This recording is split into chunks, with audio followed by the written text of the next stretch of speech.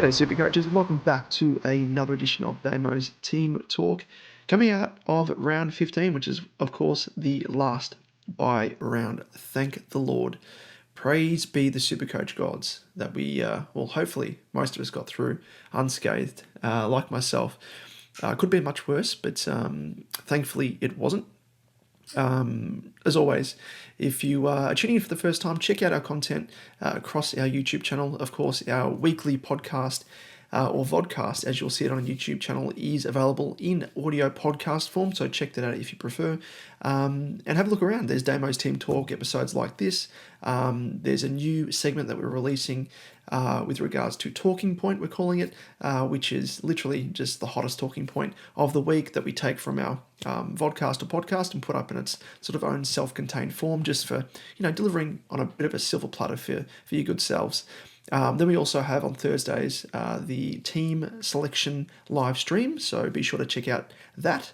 But above all else, if you like our content, if you appreciate what we're doing from week to week, we're not asking you for anything, really, apart from your subscription. So if you enjoy our content, feel free to lob us a subscribe. You'll see here when I flick across to the next screen here, and voila, down below there you'll see that's our subscriber number as it is at the moment. If you can help grow that number, and once you click it, it'll tick over. I won't be doing it here because obviously it isn't a live stream, but if you tune in on Thursday for our team announcement live stream, you'll be able to check out that little live counter, and it ticks over as you subscribe. So if you can help that number grow, we're obviously 156 subscribers away from the elusive 1K subscriber mark.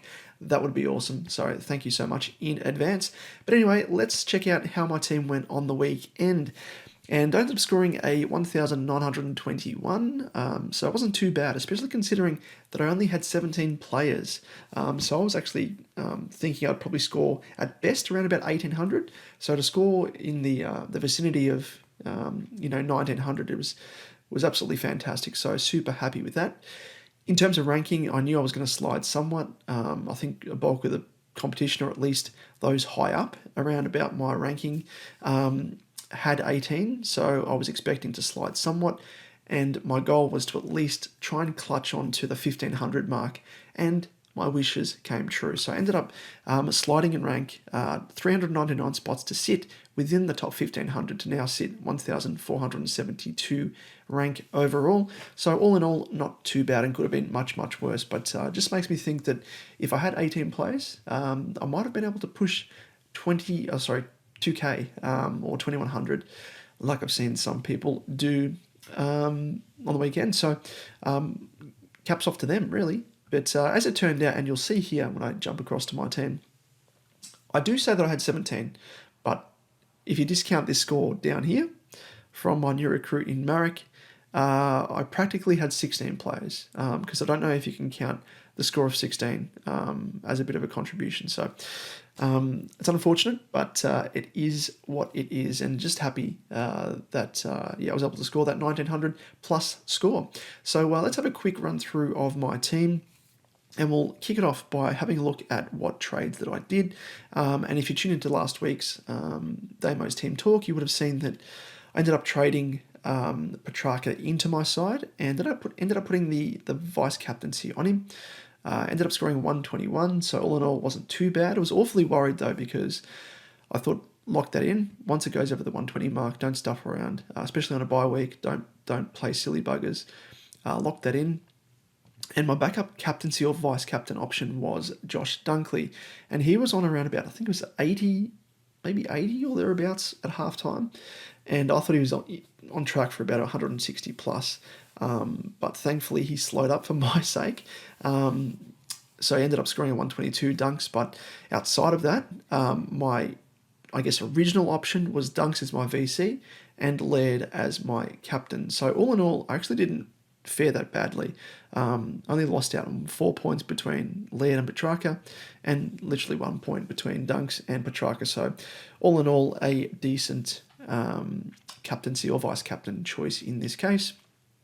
The other trade that I did in order to get me to the 17 players, and at the end of the day, probably a waste of a trade in retrospect, considering now that if I knew that Marek was only going to score 16, I would have kept the trade, in all honesty, because he's pretty much not going to have any use from here on out. I could, potentially loophole him, but from, for the rest of the season, if he does happen to have a big score, but playing for West Coast and he's playing a forward role as well, it's a tough ask for him to score any respectable score from week to week, given that.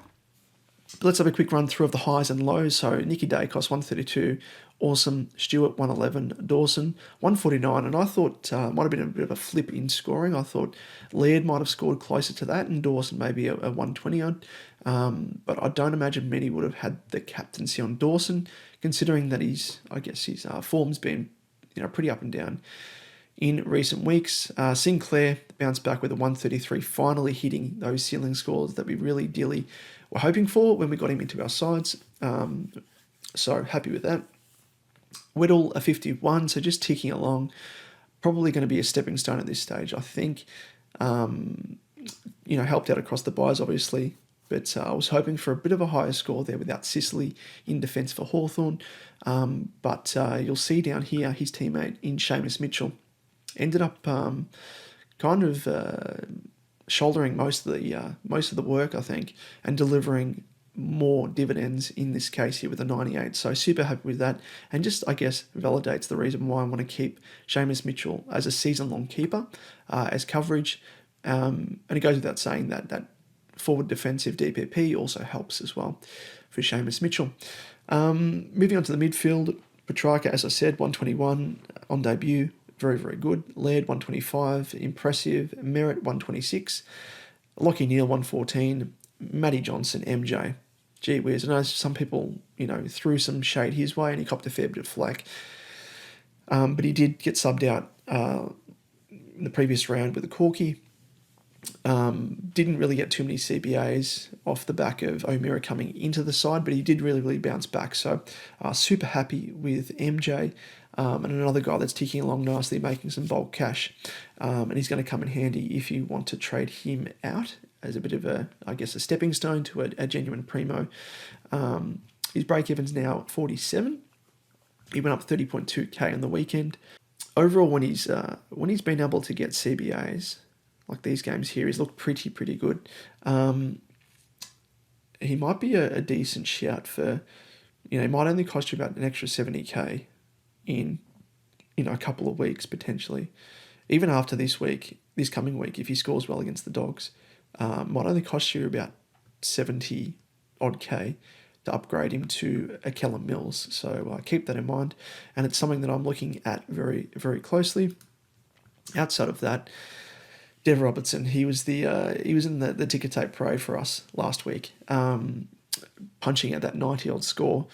But old man Fags, he did us over here. He well and truly did us over. He pretty much pigeonholed Robertson in the forward line, and I was hoping that he would have got a few CBAs late in the game like he did the previous round, but just wasn't to be. I think with the inclusion of McCluggage back into the side, meant that any of the wing time that he was playing pretty much evaporated.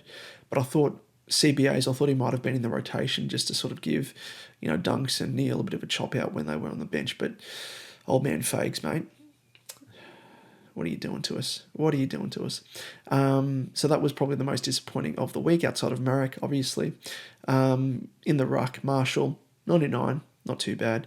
Dunks, 122, as I said, pretty impressive. Goulden, we called it on the podcast. It was bounce back week. Had to be a bounce back week off the back of last week as well. The previous week to that, he scored a 62, and I know a lot of people were pissed off with him. 0.5% of people actually traded him, funnily enough. But yeah, bounced back nicely over the past couple of weeks and was well overdue for a big game. So super happy with the Errol Goulden. Decam, 107. So he's provided instant gratification. Got him in not last week when he was on the bye, but the previous week against the D's, looking pretty good. Got him at that cut price, 458.8. And already he's punched out a couple of respectable scores. So if you don't have him in your side, I'd be looking to bring him in absolutely, especially if you do have a bit of a swing into the ruck. If you've got Madden in as your R3, bring him in because he's going to be great season-long cover across the ruck. Seamus Mitchell, 98, as I said, like Seamus, just, it was amazing. It was amazing to see. I was watching the game and had fan footy up and a different browser, and just seeing his scores tick over, was pretty happy with that. So he's pretty much our saviour of the week, outside of obviously the big scores from Errol and the like. But yeah, he really propped us up in lieu of an extra primo and having to run with 17 players. So that is pretty much how my team fared on the weekend. So let's turn our attention to next week and the weeks to follow, because we're now finally out of the bye period, the dreaded byes. And I guess I spoke about it last week in last week's Damo's Team Talk episode, and was the fact that Clarry's setback has now scuttled our plans. Our plans from the get-go, heading into the byes, had always been to bring Clarry in this round 15. And of course, another setback with him. There's now questions as to whether or not he's actually going to take his place in round 16, which again is going to really hurt us, but it might be a blessing in disguise, because Briggs has always been my ticket to Clarry. I've got 200k in the bank. That's a straight swap. Briggs to Clarry. Put Madden back into R3. Taranto goes forward, and I've got Clarry in the midfield. But Briggs still has another 40k or something to make projected. So, 39.9 if you can hit a score of 116 or thereabouts. So it might be a blessing in disguise. But I think I'm kind of at the point now where I almost am considering overlooking Clarry, and maybe opting for another player like a Took, who may be due back this week, who will be priced around about, he'll bottom out around about 520 or 520, I think it was, 520 or thereabouts. So he's kind of back on the horizon for me, but obviously want to wait to see how he performs. He's got a break even at 175 and a 177 if he has those projected scores there. As you can see, 108 and 96. But it means that he's sort of in calculations now. Would be 100k cheaper if he hits a 525 or thereabouts. He would be, 120, 130 odd cheaper than Oliver, which is a lot of coin, which could come in handy with just 4 trades remaining. My other option that I was thinking of is, and I don't really want to go for him this week because he still has more coin to drop, and that's in the form of Callum Mills. So the one thing with him is he's dropped 41.2k on the weekend, and he was actually on track for a score of, he was going to hit the ton for sure, but he was actually subbed, given, it was a walkover for Sydney, and they were just managing Mills really in his first game back. But you can see there with his score rate there, points per minute, 1.1, he was well on track for a 103 type game. As you can see there, when he has similar sort of output, points per minute in round 3 against the D. So he actually probably could have scored higher than that, but it was an absolute rout against the Eagles, unfortunately for them. But his break-even this week is still 167, and it means that, I think he'll score higher than 75. I mean, it's a bit of a tough matchup. Probably helps us at the SCG, but I still think he's going to drop to around about 30k or thereabouts. So there's probably reason to hold and not bring him in this week. The main thing with me is, I guess the one ticket to him would be, and an easy one to do would be Weddle to him. It would only cost me 85k roughly. I've got cash in the bank, and then I'd be swinging Seamus Mitchell into defence, and then Roberts into the forward line. Taranto into the forward line, so he comes here and fills in, and then Mills comes into the midfield. So, that's probably one option. But again, do I hold out for some extra coin, or do I go early with a potential that he's going to score more than what Weddle will? And I think you can probably bank on that happening. Weddle's kind of playing a bit more key position, defender, traditional type role, or as a lockdown defender. I'm more confident in Seamus Mitchell playing that roaming role more than anything. But yeah, I mean, I'll be keeping Briggs anyway. So if he makes 40k, that's going to give us some extra cash to really splash anyway. But I'll have to really crunch some sums and see whether or not it's worth holding out for Mills for that extra, 30k savings, roughly, or in terms of trying to aim for someone like a Tuk. But yeah, that's probably the only option that I'm looking at for this coming week. Conscious as well that I've only got the 4 trades left, so obviously can't be too crazy and have to be pretty frugal and calculated from here on out. I should mention as well with Petrarca, I traded him in off the back of Sicily. I don't know if I mentioned that at the start of this chat, but yeah, Sicily I wanted to hold originally, but had to bite the bullet because of the fact that Oliver was going to come in as my 17th player, and I was always going to expect to eat at least one donut. But yeah, without Oliver, it meant that I was facing 16 players in round 15, which, yeah, I wasn't prepared to do. So I ended up biting the bullet, trading Sicily to Petrarca. And that kind of, I guess, leads me to my next discussion point, and it's, whether or not, if I bypass Clarry, do I then redirect that trade and funds towards bringing back Sicily? I think at this stage, I'll just fix my team just quickly because I'll bring all these guys back on. Get rid of... So MJ's been pretty good. He's been actually really good. Robertson, he scored 90 odd plus a 33, so 120 over the previous 2 weeks. So a 60 average across both weeks, not too bad considering. Murray, get rid of him. And Seamus is on field at the moment. So yeah, I think, and that's the other thing is like with Weddle, if I don't make any trades, I'm gonna have to choose between playing Chincotta or Weddle, and of course Hawthorn plays my mob and Carlton on Sunday, so I'm gonna have to choose between both of those guys. I can't loophole, unfortunately. So it's going to be an interesting call, whichever way I choose. Going for Mills off the back of Weddle means that I take that out of my hands. Seamus Mitchell goes back into defence where Weddle is. Like I said, Taranto goes forward and Mills comes in. The other option that I'm thinking of, but I'm not too crash hot on now, he's gone up in price already a fair bit, but Ben Keys, I was looking at him a few weeks ago, back when he was actually priced at 350 odd. Probably should have bit the bullet then, but I was worried about his role. I think these are probably his ceiling games. I don't think he's going to score much more than that. He's got North this week though, so could go bananas. Didn't really play much of a tight tag on Dakes like I was thinking he would, considering he did that back in round 7 when the Crows played the Pies then.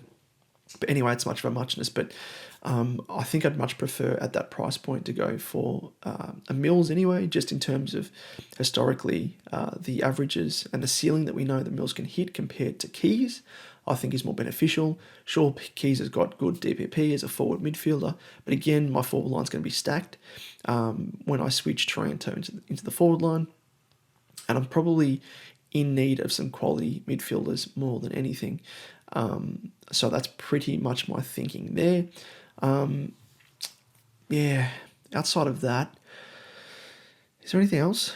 I think that's pretty much it. That's where I stand at the moment. I'm kind of, as I said, with 4 trades left, I have to be a little bit more calculated, have to be a bit more frugal. I can't be, just going off ad hoc and, getting in Keys, which I probably would do if I had bulk trades up my sleeve. But at this stage of the year, just can't afford to do it. I mean, the main thing is, and the good thing is that I'm at a stage with my team where I've got the creme de la creme, the cream of the crop, as we call it.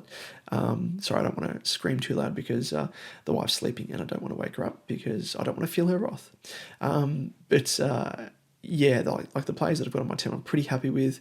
In each line, they're pretty much the top scorers, give or take a player here or there. But I think, just in defence, there's no other players, as I mentioned last week, during last week's Damo's team talk, there's no other defenders that really stick out to me as, cream of the crop type primos or keepers, and I don't want to settle for anything less than that, because at the end of the day, I want to come home with a wet sail. I want to be at the strongest that I can be and maximise the amount of points that I'm getting every single week. And I think if I am going to be settling for, other players in defence, they're just not going to feel the need. And you can see there, like, in terms of, I've got the top 9 players, scoring players overall. So not too bad. That's overall. Let's go average. Average is even better. So I've got, what's that? 9 of the top 11. I did have Clarry, traded him because he was injured. So in terms of the players that I've got, they are the cream of the crop, and that's the reason why I want to get Sis back in my team, because we know what he can score, and it's those ceiling scores that can really give you an edge over other teams. The main thing with him as well is that his ownership has dropped to 13%, which it was previously, you'll see down here, a staggering 28%. So, he's more than halved his ownership. And I'd be very interested to see the number of coaches as to where those coaches are ranked that actually kept him. And it just means that he's more and more of a pod. I can imagine that there may have been some people that kept him this week and probably will trade him to another player, considering, the likes of, Butters and a few other, major teams were on the bye, Western Bulldogs, Port, all those sorts of players of quality. So they may be waiting for them to come off the bye this week to then trade him out. So I really like the fact that he's going to be a pod. We know what he can score in his traditional intercepting role. And round 18, when he comes back, he's only going to be out for another couple of weeks as well. So I have to hold, stay strong, of course. But he's playing North, and he's going to have a break even then of 67. We can just substitute that there because he's obviously not playing in the next 2 games. So with a break even of 67, he could potentially be pushing a fair bit up in price, as you can see there. So, yeah, there's North and there's Richmond, who I think give up a few points to defenders. St Kilda likewise. So, yeah, it's going to be interesting. I think the tactics that people hold, and for those people that have held him, let me know in the comments section below as to what you're thinking of doing. Whether or not you're going to trade him this week for someone that was on the bye on the weekend, or you're going to stick fat, because he's only going to be out for another couple of weeks. And he's going to be a very, very nice, juicy pod to have. The trouble is, obviously at that price point, it means that, I'm going to have to virtually use Briggs to do it. And it would mean that, if I'm bringing in a cut price mid in Mills, it's probably an easy way to do it. So I could potentially do a upgrade of Weddle to Mills, and do DPP switches and stuff, and then potentially that'll give me excess cash as well, and then just go a straight trade of Briggs to Sis with some DPP swings and stuff. But then that would give me a completed side as well.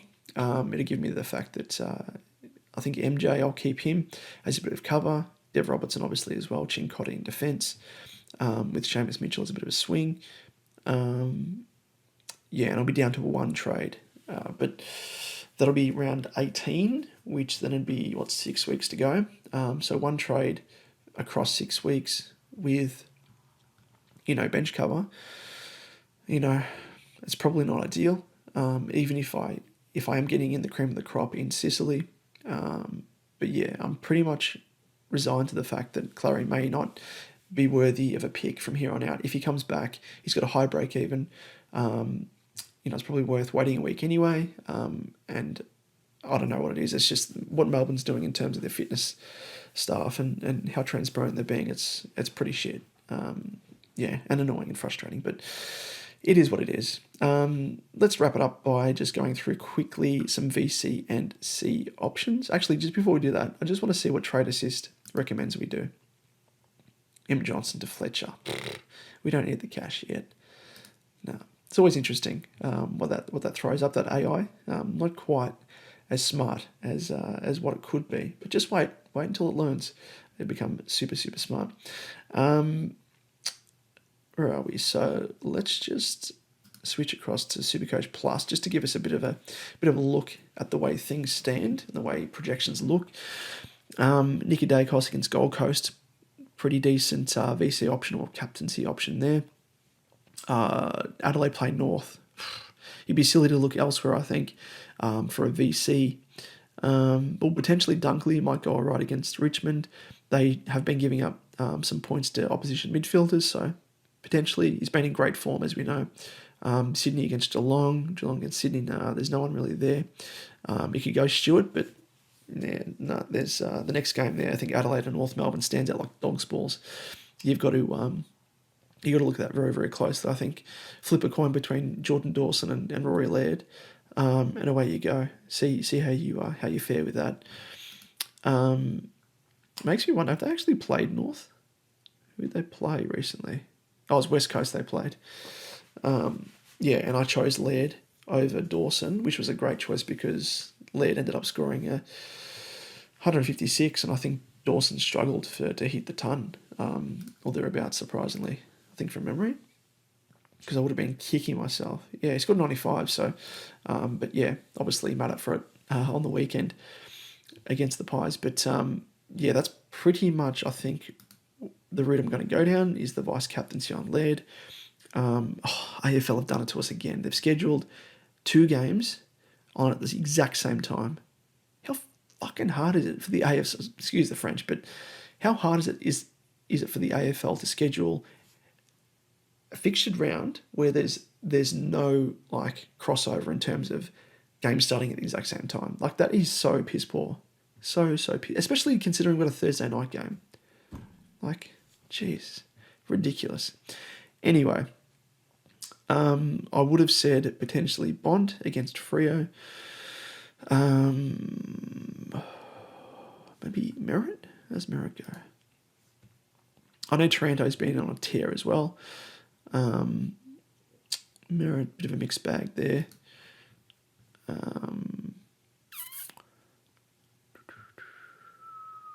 English against Darcy. Don't think there's going to be a 0-0 draw, I think. 131. They played earlier in the year and English scored 131, and that was at Optus as well. Which this one should be at Marvel. Is that correct? Yes. But maybe an option. Nicky Dacos, I think.